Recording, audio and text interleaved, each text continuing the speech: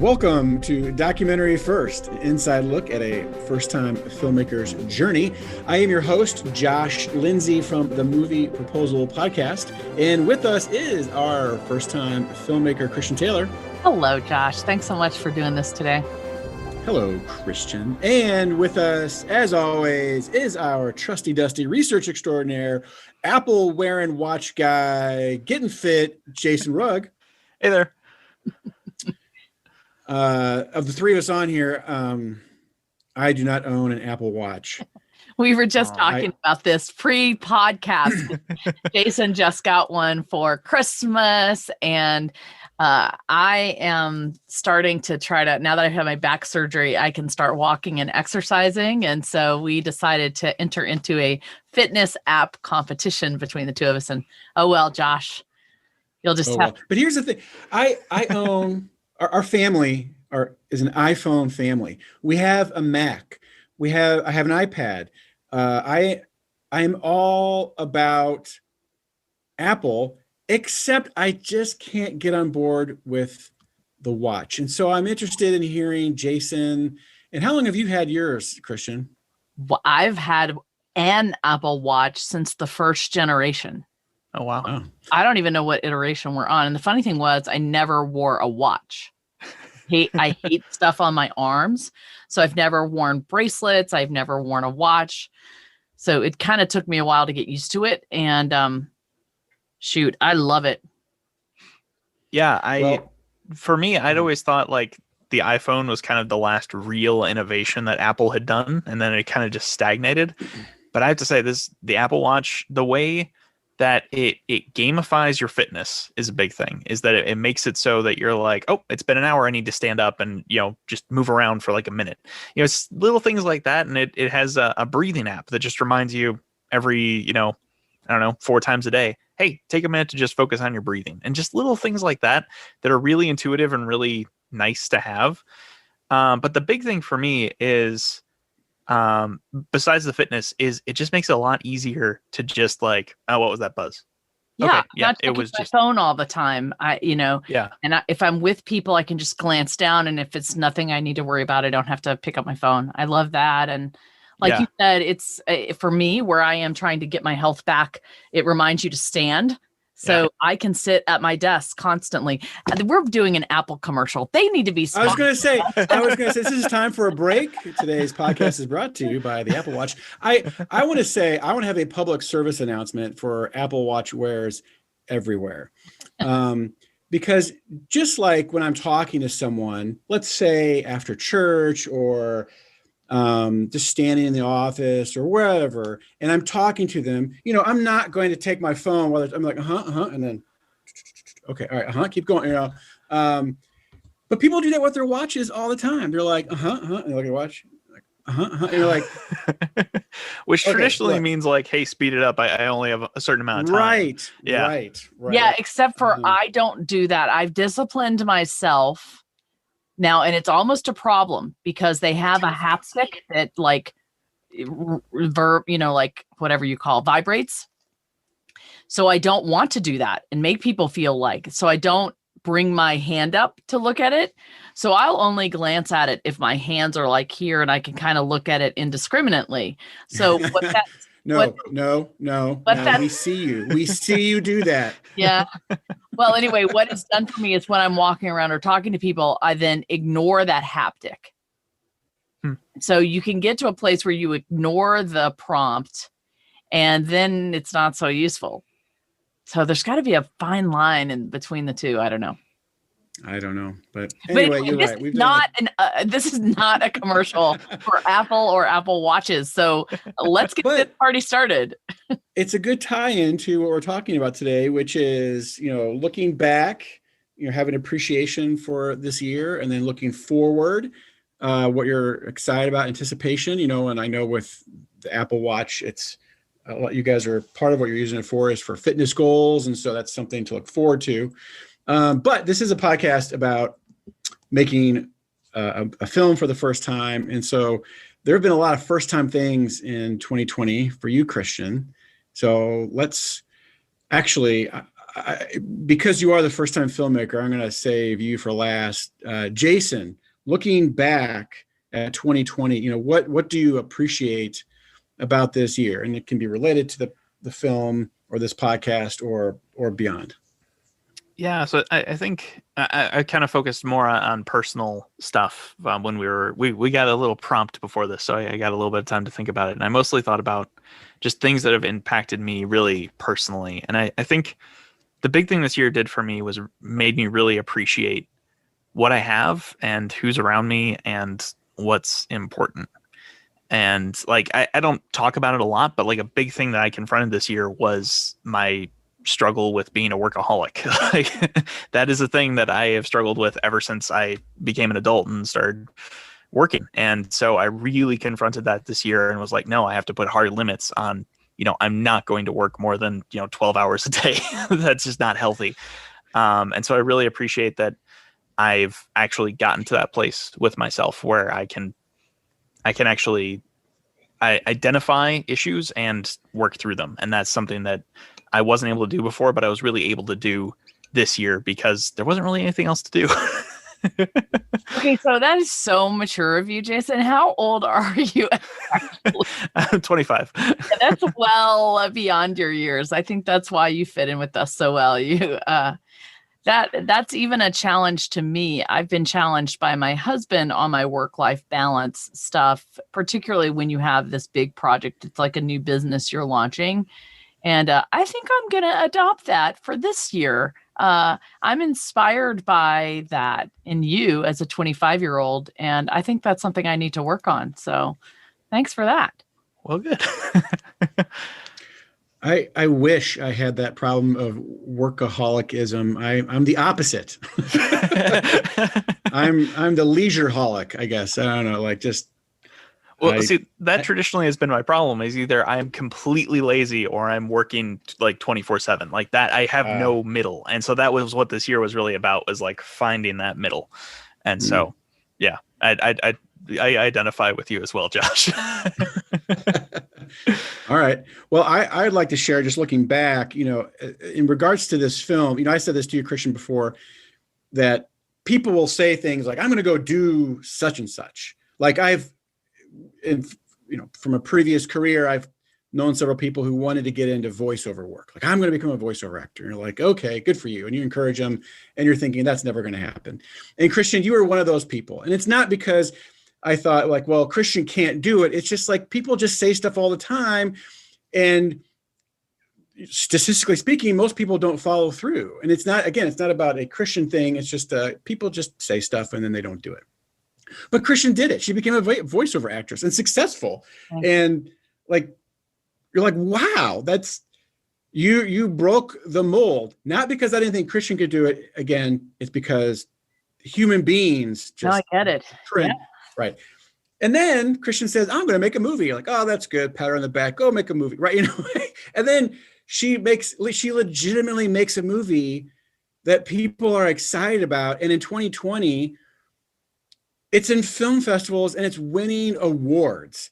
Like, that's amazing. Yeah. And I know you can get, distracted, like, well, there weren't live audiences and COVID this and money problems that, and we get rejected here and da-da-da. Like, okay, when you sweep that all away and then you see what's standing, you're like, you were in film festivals, you got awards, like people gave you money that you didn't even know who they were. People were saying how the film affected them. You're like, holy cow, like that's awesome. So I am thankful for the progress that you continue to make in this, because I've never taken it on, but I've been around films, and man, it is hard, but so cool when someone does it. And so that's what I think of when I think of 2020.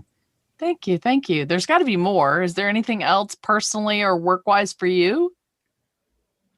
Well, 2020 was my second best year ever in the history of my business. So I'm thankful for that.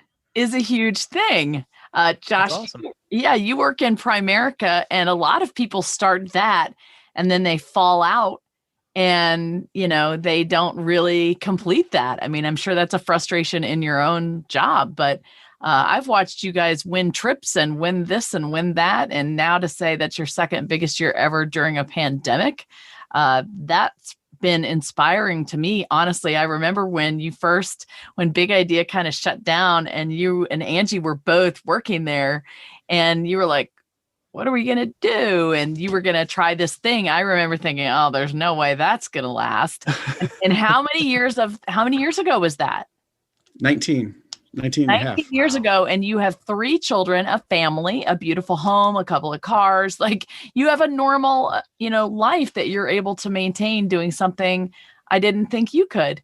So right back at I think I surprised a lot of people. Well, it's just because it wasn't your thing.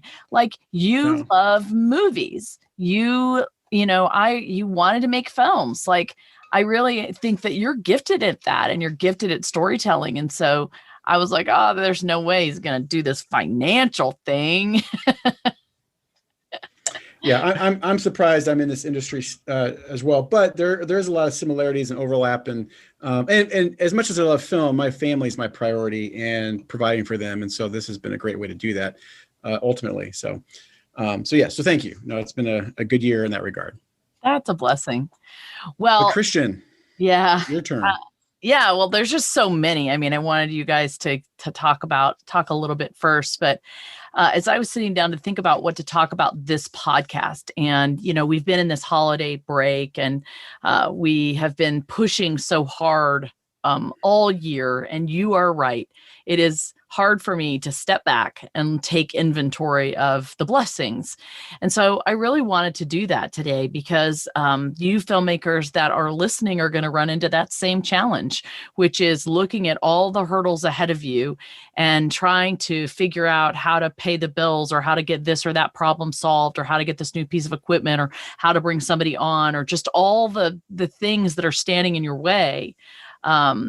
It is super important mentally and emotionally to stop and take stock of what you've accomplished.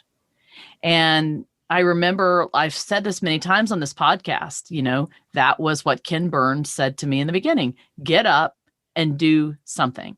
Take the next step in front of you and, just keep moving forward. But I do think that you need to step back and look at the progress you've made. So, one of the things that I'm incredibly appreciative of are our donors. And I was thinking about them today. There's a long list of donors. There are some that have repeatedly given. I would say we have about 15 repeat donors over the course of 2 years. And those people, Janie Miller, Nora Whalen, Bob Miller as well, Cindy Boyd. And, there's a whole host of other people that have given $50 here, $10 there. They have kept us afloat. And without them, nothing would have happened. I mean, it takes money to make a movie. We're at the $400,000 mark, I think, roughly, that we've had to spend so far. We're not done yet. And like I said in the past, I have people that have done work to complete the film I have about $20,000, I think, left to pay them, kind of, which brings me to the next thing, which made me started thinking about the crew. And I think about the two of you. I have loved doing this podcast with you. You guys have taught me things. It's been fun to be with you at least once a week for an hour. And I've learned from you and I enjoy your company, but you've donated that. It almost makes me choked up to think about it. You've donated it just because you believe in me and what we're doing. And, I would say for filmmakers, it's critical to have friends like that who don't just say, I believe in you or I believe in what you're doing, but I'm going to support you in some way. And you guys have done that, not just in being on the podcast either. Jason's done some editing for the actual film. Josh has been there for fundraising events. His wife, Angie, helps work on my books and things like that. So we've all known each other for many, many years. And I would just say those kind of friendships and people to support you are what you need to kind of keep going. So agreed. Friendships are important. Absolutely. Yeah. And then I think about on our podcast crew, there are some unsung heroes that I really would like to give a shout out to right now. And top of the list is Jason Hovan or Hovan. I always get his name wrong. Anyway, sorry, Jason. Jason Hovan. Jason he's incredible. I met him several years ago at the Chicago Recording Company, CRC, in downtown Chicago. He was just an engineer. We hit it off. He's a military veteran. Used to be in the Air Force, and now he's a sound engineer, and he's sort of been building his career from the bottom. And we hit it off, and it was right around the time that I was doing this film. And so we would do voiceover classes. I would do a beginning voiceover class for Edge Studio in New York. He was my engineer. And when this project came along, I said, hey, do you want to jump on board? And he said, yes. And then he did all of the actual pre-production sound work on location as well as post. He then went with us to Normandy, and he did all of the principal photography location sound, which usually is like, a ton of people. He did it by himself. And then he came home and he did all the post-production sound for the film for over the course of 2 years by himself. Sometimes he had editors, but assistant editors, but for the most part, he did it by himself. And then he has been doing the sound for this podcast now for as long as we've been going. And on February 3rd, we'll be at the 100th episode. And so Jason's been doing that as a volunteer. And not only does he do the audio for the audio podcast, but that he then puts it to the video. So that goes on YouTube. And so I'm incredibly thankful to Jason. The part of the podcast stuff has all been volunteer, and he is one of the bills that is sitting on my desk. I'm going to be honest with you, and I feel terrible about it. And Jason, I promise I'm going to get you some money as soon as I can, even if it's a little bit, I'm going to make a payment. So I want to thank Jason. And then David Needham was our webmaster who volunteered for quite a long time. He's had to step back a little bit, and he sort of got the podcast up and running. And so I want to thank David Needham. And then Jonathan Liu, he's a volunteer now, a current volunteer who is helping us get our podcast distributed. And I want to say thank you, Jonathan. You really mean a lot to me, and your work is incredibly appreciated. He does other things. We have an animatic coming out that Jonathan has done. I'm so proud of it. I can't wait to re-release it. But he's been a really important member of our team. And then we've had some really great guests on this year. If you guys think back, we had David Patterson, who has been instrumental. We've had Hunter several times. We had Trevor Schmidt, who was our IP lawyer, John Scanlon, who was our entertainment lawyer. We've had Elise Jaffe from Big Teeth, who was a first-time female filmmaker on our podcast. And we had Mark McLean recently. So if you guys have not listened to those episodes, go back and look. We've done some pretty incredible things. And I'm very thankful for our guests. And then we have a core film team. I do not want to forget them. So, of course, Jason Hovan, dadgummit. Sorry, Jason. Jason Hovan. He's not alone. He did all the sound, but Jeff Kurtnacker, of course, he's been a special guest. He did all the musical score. And then Bill Ebel, he editing, writing, helping me direct and produce. He's just been an incredible creative partner. So I'm shouting out to all of those people. Yes, they've been around from the beginning. However, we finished a film this year. So June 6, 2021, our film was done. So I'm super appreciative of that. And then I'm thankful for our social media team and all of the volunteers. I don't know where I'd be without them. And I look back, like you said, Josh, and I can remember thinking when I first felt like called to do this film, I remember thinking, well, how hard can it be? And then on the other side of my head, I'm like, this is ludicrous. What am I doing? I can't do this.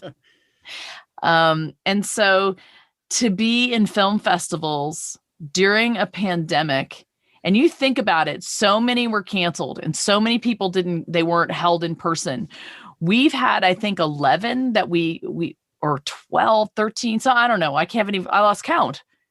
But we've been to Boston and we opened the Boston Film Festival and we won Best Documentary and Best Editing. I mean, what?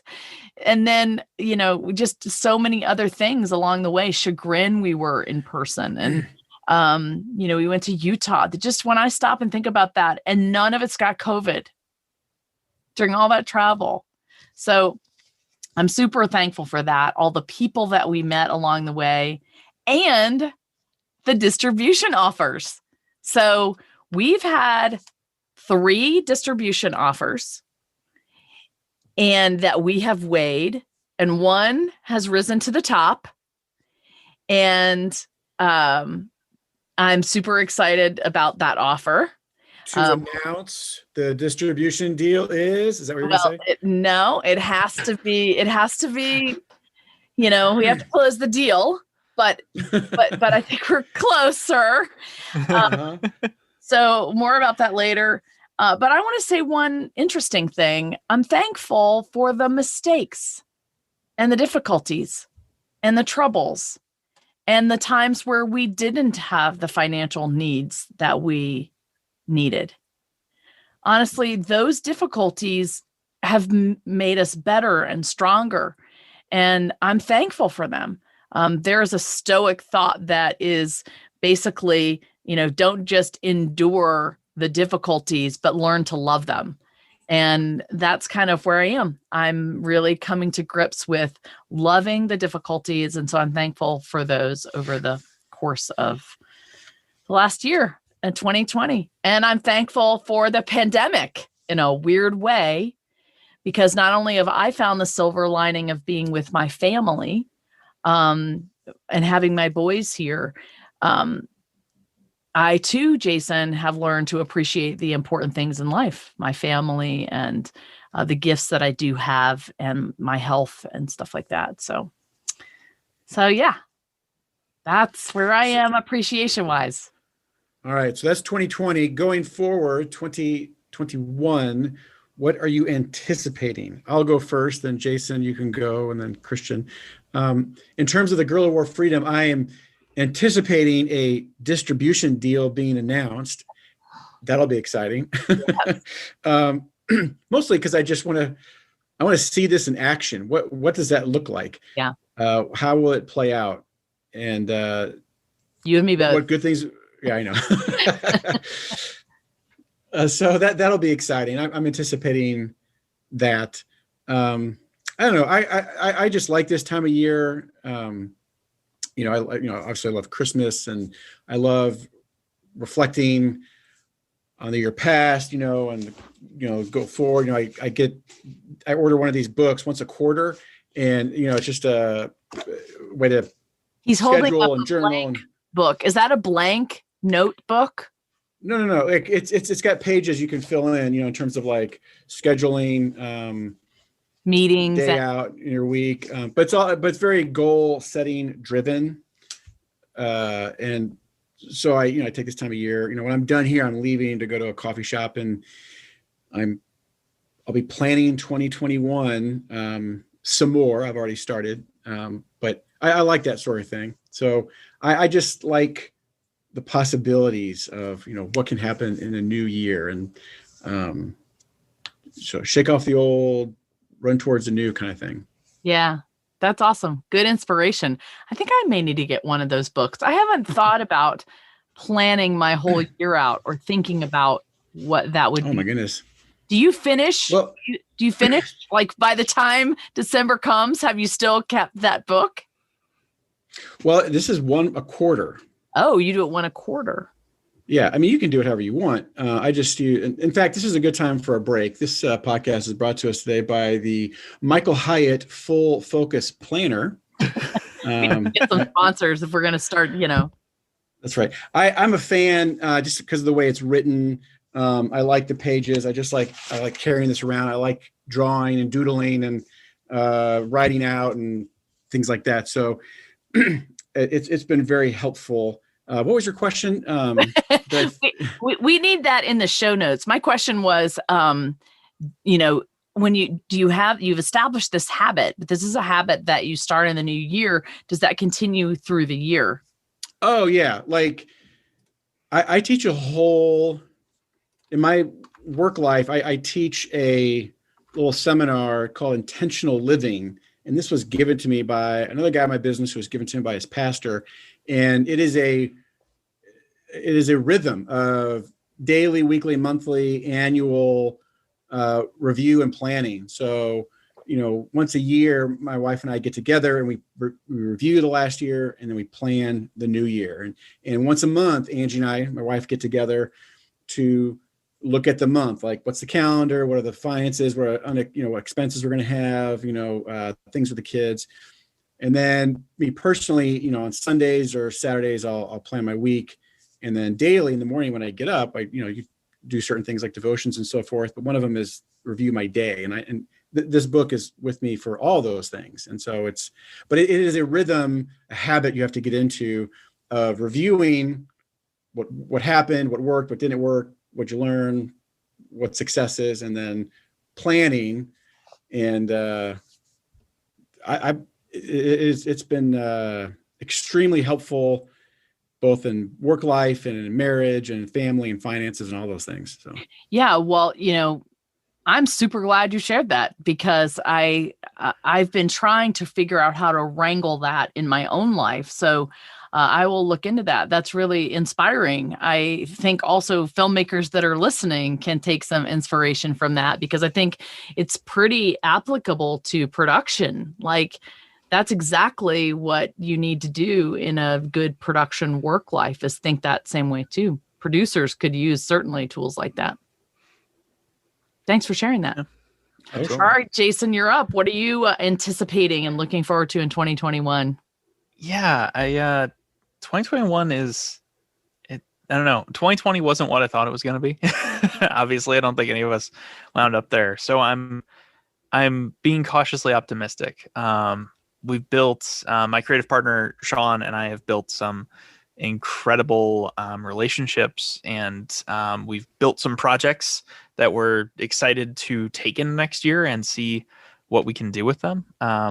We already have some meetings planned for next year, and some direction for getting our teaser out to people, getting some scripts out to people, and potentially getting stuff sent to agents and managers who we've already actually had some of our stuff sent to some agents and managers who said, no, I don't want to touch this. You got to get these guys out of here.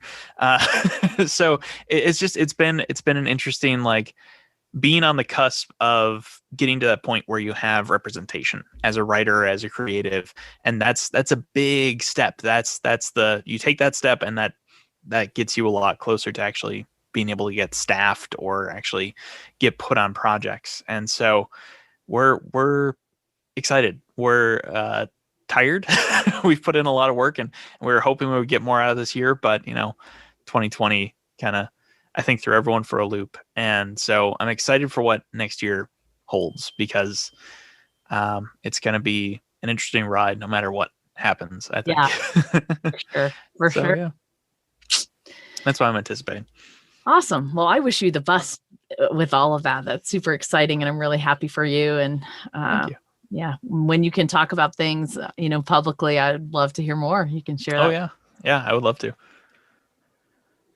Christian, what are you anticipating in 2021? Well, like Jason, I am anticipating 2021 and putting 2020 in the rearview mirror, as I know everyone in our listening audience is. I am not looking forward to it, because I think all of a sudden this COVID virus is going to go away and everything's going to change. I honestly think that may take 2 years or 3 for us to go back to some semblance of the life we had before. But I do think that some of the lessons that we've learned in 2020 will do us well in 2021. And I think we have a better idea now of sort of how to go forward and deal with the challenges of this virus, or the way production is changing. There's just so many ways that our industry is changing. I'm interested to see how that's going to play out, in terms of film festivals, how it's going to play out in terms of awards and the Oscars and the Emmys and all of that, not only for 2021, but for 2022, because they've given a lot of waivers for the Oscars in 2021. You can show online and still be, up for an Oscar. Well, are they going to extend that to 2022? Because they said they were going to only do it, for the 2021 awards. So we'll see. It'll be interesting to see. And that kind of, goes to my second thing of learning new things. I am really looking forward to all the new things that this year is going to bring. I do know in the short run, like the first 4 months, 5 months, we are going to have more film festivals. So we do have 2 coming up in January and 1 on February 1st. And I'm super excited for those. The Chandler Film Festival in Chandler, Arizona is January 21st through 25th. And then the Flathead Lake International Cinema Fest is January 29 and 30. And then they have an encore online event, I think. And then, so that's maybe in February. So that's going to be great. And then we have the Lake Michigan Film Festival, which is actually in East Lansing, Michigan. And that's coming up February 1st. So I'm super excited to see what that's going to bring. New friends, new opportunities, stuff like that.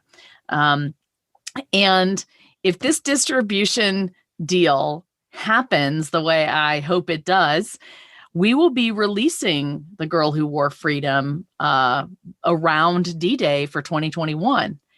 So that's incredibly exciting. I don't know what that means. This distribution company still has to, if this all goes forward, they still have to make deals to figure out where that will be. So it's a lot of new things that I've never experienced before.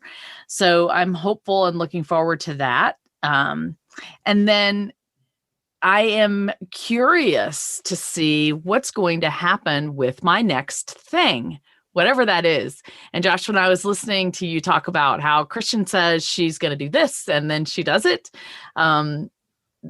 Well, I think by the time that I present to you what I think my next thing is, you're going to be like, oh, Christian, that's crazy. What are you thinking about? You can't do that. And you might be right. It is a little bit over my head, but Hunter and I and a new team that we're putting together are trying to figure out, like we've been talking about on the past few podcasts, how to fund the next films or miniseries or whatever that I want to make. And so that's whatever that new thing's going to be. I'm interested to see how that all gets put together. And then I'm anticipating some surprises. There's going to be so many things that happen this year that I can't even plan for. And I believe that God is a good God and that he loves to surprise his children, just like every father does. And I think that there are going to be some fun surprises in 2021. So I'm looking forward to those. Awesome. Yeah. Well, as of this recording, we are, a day and a half away from ending 2020 and starting a new year. And so as you're listening to this, I'm sure this will be 2021. So yeah, people hear this, it'll be, in the first week of 2021 will have just concluded. So everything that we just talked about will have already happened, and we'll be having to make new plans for the rest of the year. Yes. But now everyone will want an Apple Watch. And so that'll be their new goal, is to get an Apple Watch. And who makes your book? Oh, Michael Hyatt.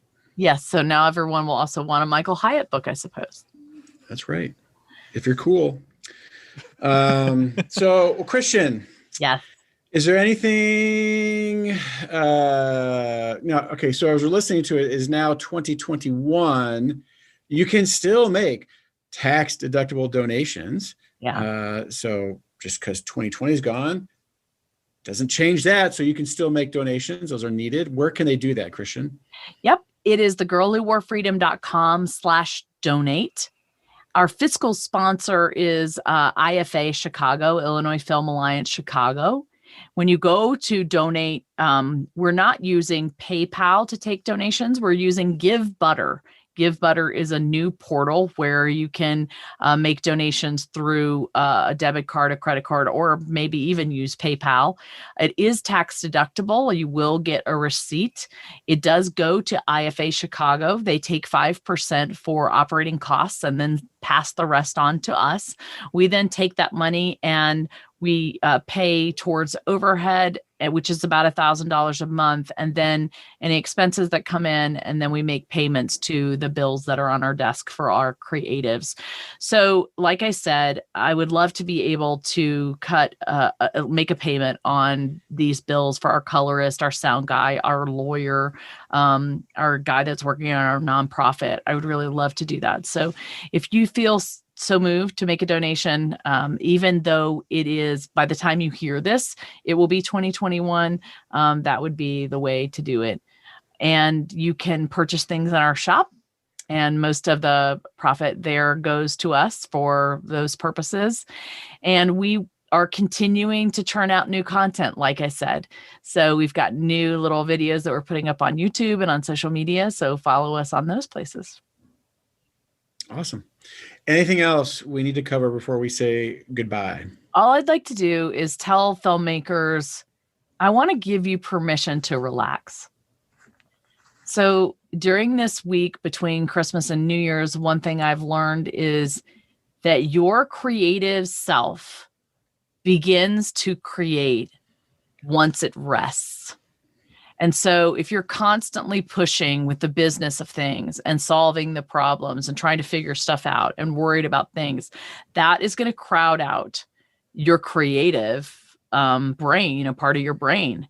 And that's true whether you're a producer, because a producer does most of those business things. But sometimes if you rest you get creative thoughts about how to solve a problem or schedule something. And that's true for any of the other obviously creative things, editing, directing, writing. You need to rest. And I would say, put a Sabbath rest in for yourself once a week. Doesn't matter what day it is, but just really try not to work. And then try to scale back your work hours, and don't think that you can't because you've got to get something done. Sometimes not resting it delays the progress that you would make. So my words of wisdom. Awesome. Good words to end by. So we appreciate you guys for listening. Thank you for listening to Documentary First, where we believe everyone has a story to tell and you can be the one to tell it. Yes, you can. Bye, everybody.